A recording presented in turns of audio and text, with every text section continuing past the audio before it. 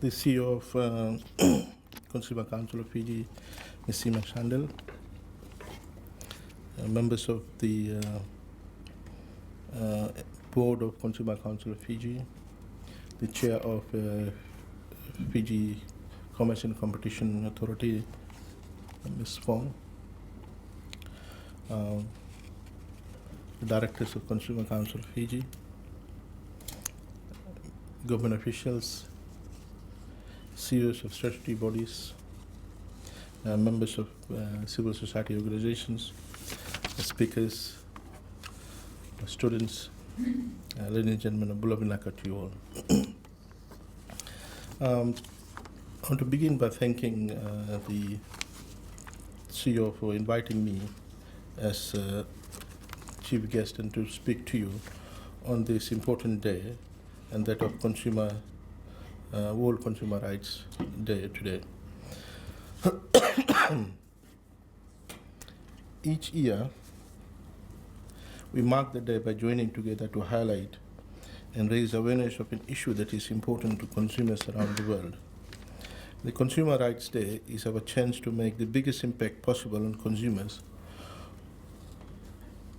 on all players in the market, the consumers, the producers, suppliers, and policymakers. So World Consumer Rights Day is not only for consumers, but it's also for all players in the market. Working together, our voices calling for change are far more powerful than they would be alone. So consumer rights centers around three key areas: protection against clear-cut abuses, this refers to outright fraud and deceit, as well as dangers to health and safety from voluntary use of product. Number two, provision of adequate information in the form of easily understandable by consumers. And thirdly, protection of consumers against themselves and others. And I am referring here to policy on paternalism, such as wearing of seat belts and helmets, etc. Given the above, I note that this year's theme for World Consumer Rights Day is the sustainable consumer. So, ladies and gentlemen, the notion of sustainable consumer requires sustainable consumption, which in turn requires consumption smoothing over time as well as over space. So there are two key aspects of sustainable consumer, and that is consumption smoothing over time, meaning intergenerational consumption, and secondly, consumption smoothing over space, over geographical space. So when we plan to have sustainable consumption over space,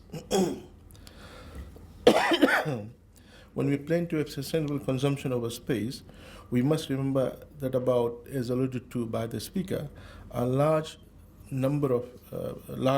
proportion of population are living in extreme poverty, unable to access the minimum needed for decent quality of life.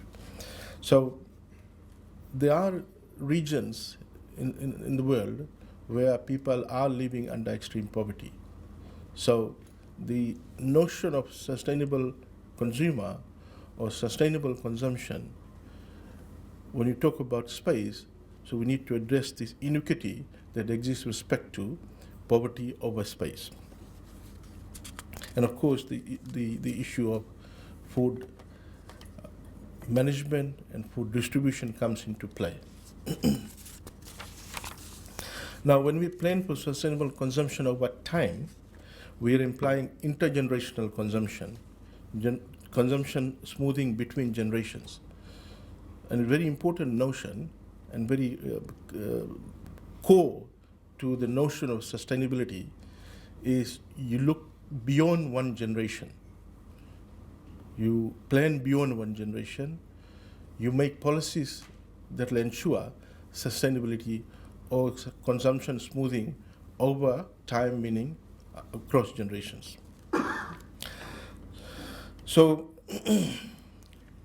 when we are talking about sustainable consumption, and therefore we would want to develop a sustainable consumer, then we need to identify what are some of the binding constraints, what are some of the binding constraining factors that will determine the development of sustainable consumer or sustainable consumption both over space and over time. It's very important. Sometimes when we, in the discourse about sustainable consumption, we tend to ignore one or the other. Ladies and gentlemen, in order to identify the binding constraints for long-term sustainable consumption, we must revisit the definition of consumerism and to determine whether the current definition is sufficient to capture the contemporary issues and contemporary challenges that we are facing. So in the following section of the paper, I will define consumerism and then articulate on the key tenets of sustainable consumption and thus how it will contribute to the development of a sustainable consumer. The entire discourse now, I will look at each of the key critical tenets that will make or that will help us develop a sustainable consumer that we want, that everybody would want to have. I think that the topic is really quite apt and quite relevant given the contemporary challenges that we are facing.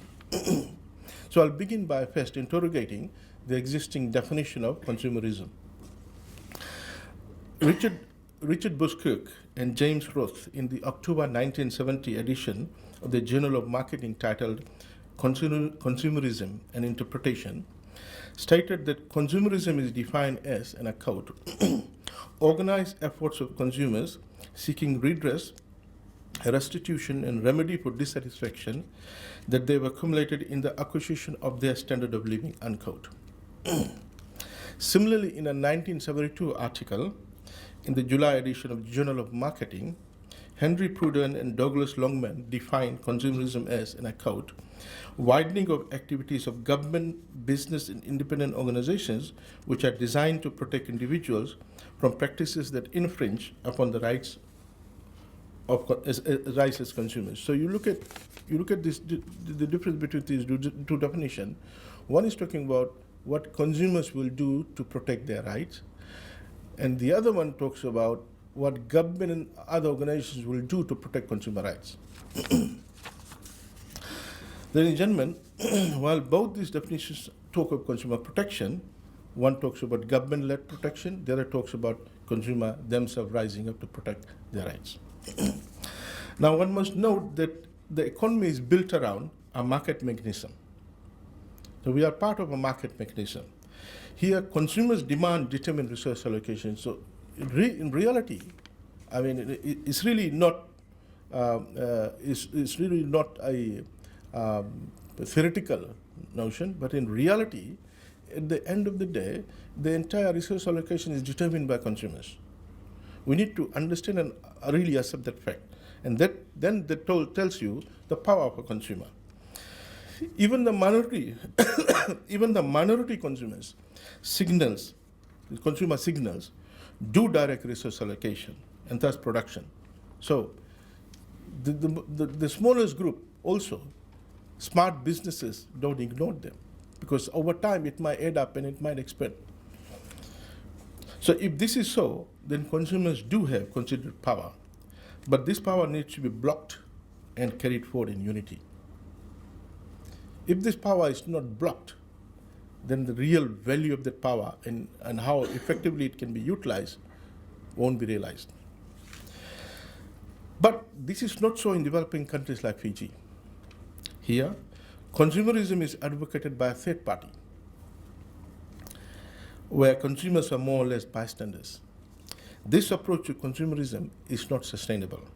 So when we are talking about a sustainable consumer, we must have a sustainable framework for consumerism where consumers are not mere bystanders. They must work closely and they must give their block power to the third party, to the advocate.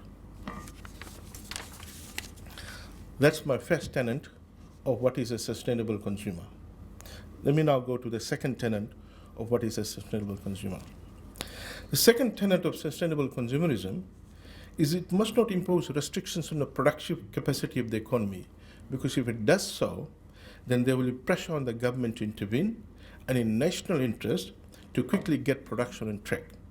So there have been numerous cases around the world where consumerism was advocated in a manner which stifled the productive capacity of the economy. And no government would want to see that the productive capacity of the economy is stifled. So the challenge for sustainable consumer is to practice consumerism without affecting the productive capacity of the economy. So that I denote it as the second tenet of sustainable consumption and sustainable consumer. Number 3, the third tenet of sustainable consumerism and third sustainable consumer is that it must work closely with the trade union movement, as they already have an established infrastructure and network to reach out to its membership.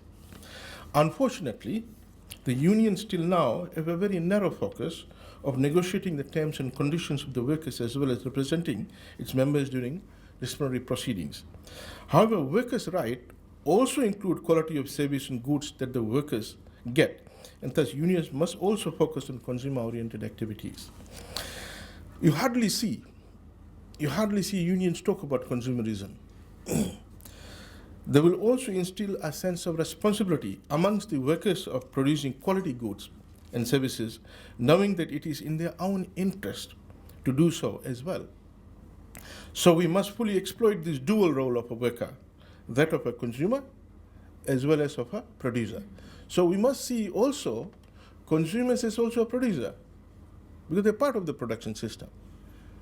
And that is why we are not able to really see a consumer as a sustainable consumer, because we always saw the consumer as a consumer. But we must see the consumer as also a producer and ask the consumer to rise up and exert its role as part of the production process. The fourth tenet of consumerism is to nurture sustainable consumer is to advocate and foster an economy based on the understanding, respect and protection of our environment and natural resources. Our environment and natural resources are under threat from commercial business activities as well as from climate change. You look at any discourse, any international symposium, any international conference about 3 decades ago, hardly there was discourse or papers, discussion on climate change. Numerous World Bank forums and IMF forums, all those forums were centered around pro-poor growth, development, but climate change issues never focused on those symposium discourse some 3 decades ago. But you now go and attend any discourse internationally, whether it's World Bank, IMF, FAO, WFP, you see climate change now features. Why? Because climate change have enormous, long-term, irreversible impact on environment and natural resource. And if that is so, then you cannot have sustainable consumption. And therefore, consumption smoothing over time will be impossible. So again, I'm going back to my initial notion about the two aspects, two key dimensions of a sustainable consumption is consumption smoothing over time and consumption smoothing over space. Now, when you're talking about resource and environment, then you're talking about the notion about consumption smoothing over time. So the worst aspect of this situation is it will have a long-term impact on production and thus consumption by reducing the volume of production, quality of produce, and make the production system vulnerable. So the fourth tenet of consumerism talks about this notion about how we protect our natural resources and environment so that future generations can also depend on and take the same advantages we are doing for our natural resources and environment. The fifth tenet of sustainable consumer and a sustainable consumer is to utilize his or her parcel of land to produce basic agricultural commodities for both nutritional and food security. In small developing countries, people ignore the dimension about nutritional security. There might not be an issue about food security, but certainly nutritional security is a serious issue in small developing countries. So we must go back to the old system of using your backyard, using your small parcels of land to bump up and produce a source of nutrition and food from your own backyard or farm, and then there are quite a few programs that Ministry of Agriculture has started to ensure that we put these resources under use to contribute towards food security and nutritional security. The sixth tenet of sustainable consumerism, and therefore sustainable consumer, is that consumer rights advocacy will always be reactive unless and until such time we engage in large-scale consumer education and empowerment. So, if we continue to be reactive in terms of consumer rights advocacy, then we will not be able to develop a sustainable consumer, because we're really not going to the root cause of the problem. We only, by being reactive through consumer advocacy, we are only dealing with one side of the problem. The supply side, supply of consumer rights violation, the producer side. How about, unless and until you deal with any issue, unless and until you deal with both the supply and demand dimension, you won't be able to come up with a long-term sustainable solution. So I'm not talking about educating the consumer about their rights. That's okay. That's perfectly fine. That looks good. I'm talking about educating the consumer on how to avoid getting deceived, how to ascertain the product quality and defects, why they should make expenditure on quality goods, why they should avoid herd buying, herd behavior, why they should avoid impulsive buying, how to keep records and documentation for redress should they feel deceived, how and where to go to redress the grievances. So compare consumer education and empowerment.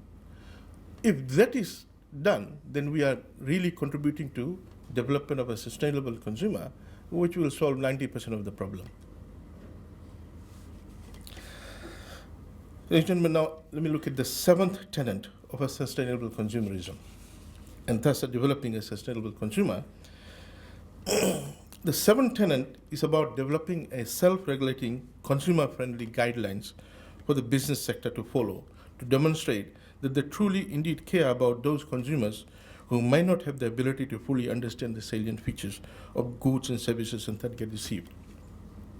So the notion is, how do we contribute and persuade the business sector to develop self-regulating consumer guidelines, self-regulating consumer-friendly guidelines.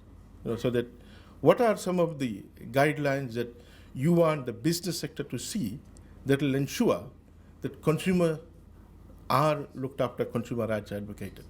Just like the FCCC has got this self-regulating business guideline for different sectors of the economy.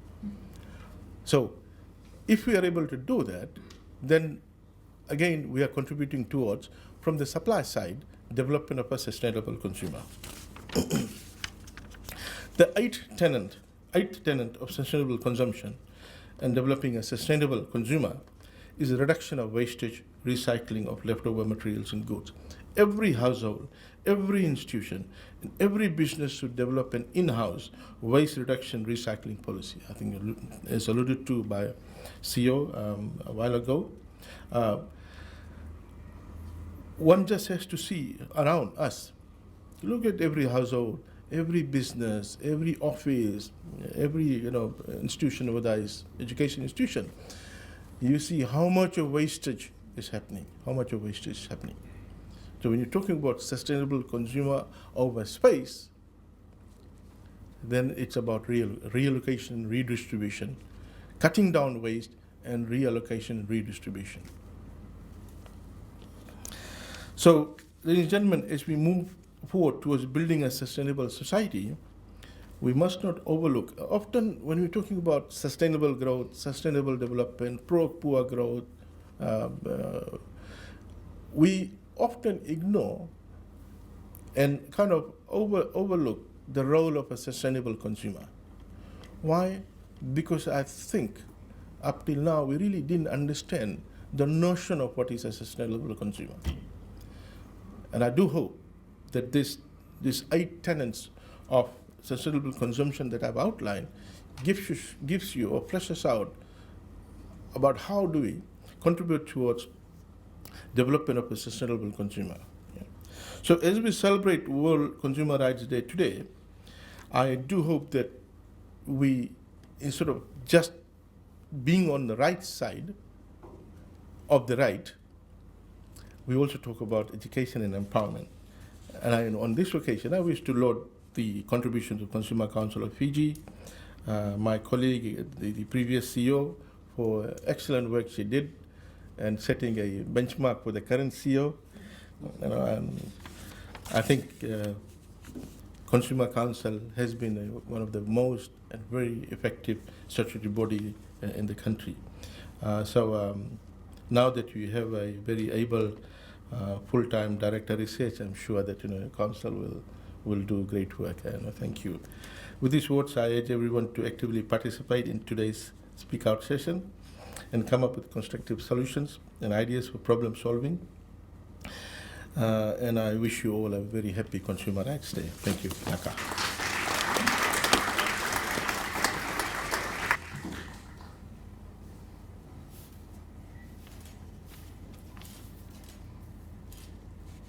For the Central Division goes to Maris Brothers High School, Nathan Sabu.